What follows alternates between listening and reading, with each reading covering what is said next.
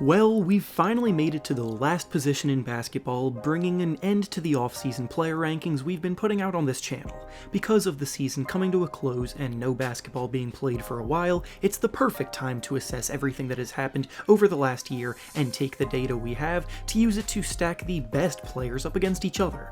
So for the last few videos, we've already done one for the point guards, the shooting guards, the small forwards, and the power forwards, so today we turn to the final position on the basketball court, the centers. The center position is actually very strong all around, with a ton of talent.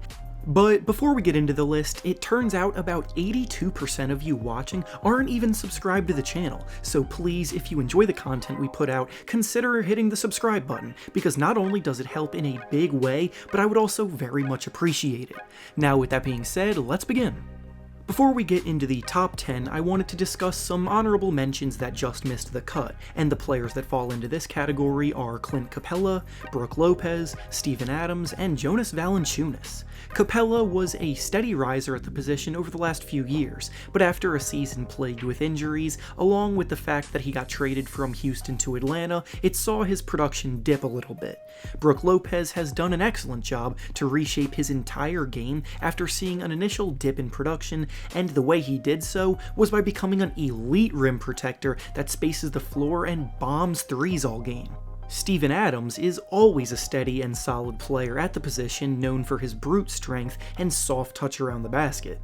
The Thunder were one of the biggest surprises this season, and veteran production from Steven Adams definitely played a role in that. And then finally, Jonas Valanciunas played a very important role holding down the middle of the floor for an up-and-coming Grizzlies team that heavily overachieved this year, while being led by youngsters like Ja Morant and Jaren Jackson Jr.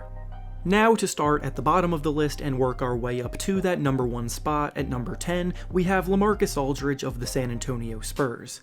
Aldridge has been one of the best bigs in the league for most of the last decade, but this season he has admittedly started to take a step back, and at age 35, the decline in his play is imminent, with it already starting to show. As one of the Spurs' best players, he was unable to lead them to the playoffs for the first time in over 2 decades, breaking one of the longest streaks by a franchise we've ever seen. He still puts up a solid 19 points and 7 rebounds per game on relatively impressive efficiency, but he's just not the dominant player that he once was. Next up at number 9, we have Andre Drummond of the Cleveland Cavaliers. Drummond's career to this point has been, for lack of a better words, kind of weird. To start with what he does well, he's absolutely been one of, if not the best rebounders in the entire NBA.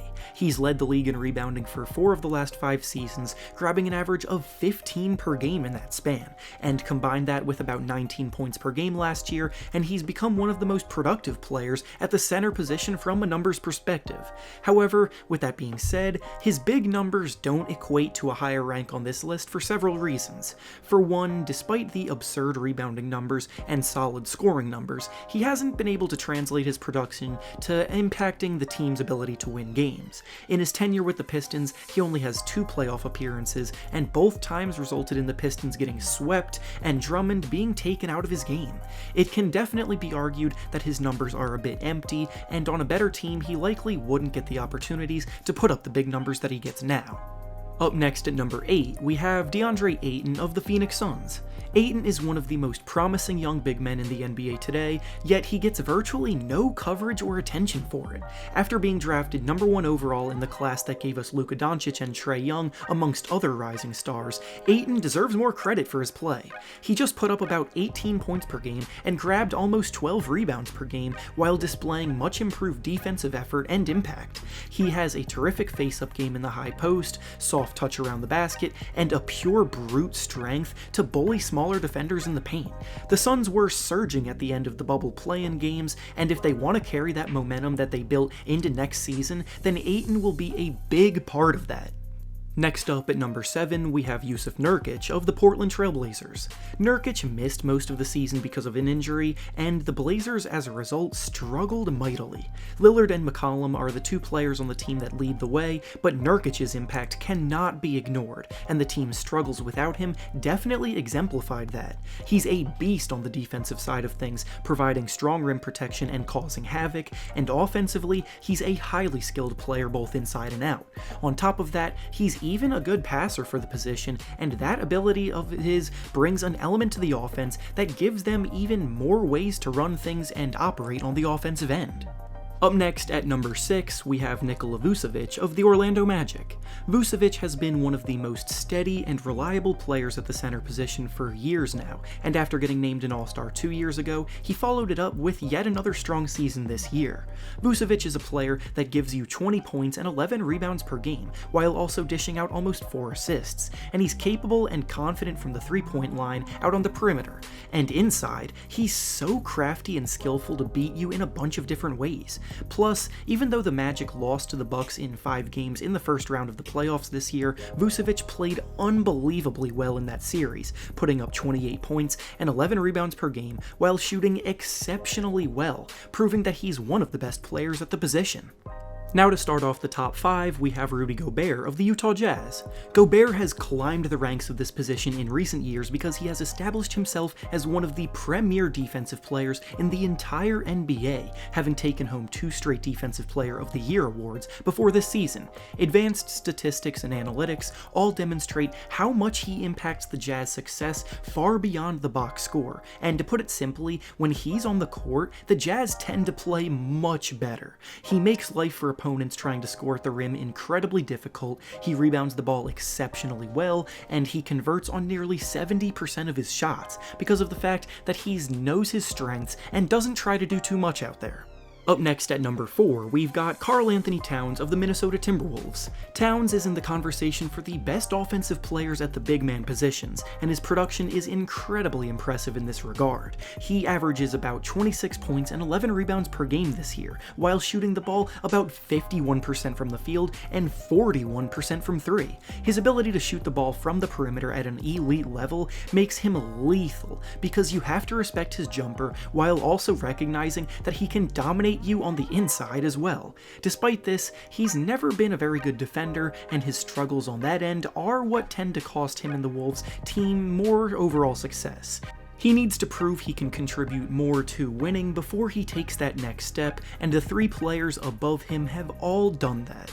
Up next at number 3 on this list, we have one of the fastest risers in the entire NBA, Bam Adebayo of the Miami Heat. Bam's emergence as a star this year was incredible to watch, and when the Heat traded away Hassan Whiteside to open up a bigger role for him in the offseason, we should have known that they saw something special in him. He's genuinely one of the most well-balanced and versatile players in the entire league at any position, impacting the game in so many different ways. He works well in the high post both as a scorer and as a playmaker, as his passing ability is up there with the best passing bigs in the NBA. On top of all of that, defensively he's a beast, not only as a rim protector, but he even has the quickness and agility to hold his own against guards and wing players, allowing him to switch seamlessly. He played a massive role on a team that made an unbelievable run to the finals, so for that, he gets the respect he deserves with this ranking.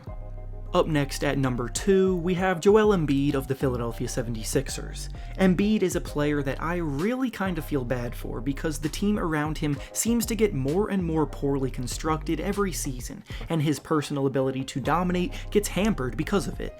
Embiid's been one of the most impactful big men in the entire NBA since his debut, as he has been the best post scorer in the league numbers-wise. He has a very strong face-up game in the mid-range, and he can even extend his range out to the three-point line. However, when the Sixers put so many players that aren't very good shooters around him, the spacing he has suffocates him.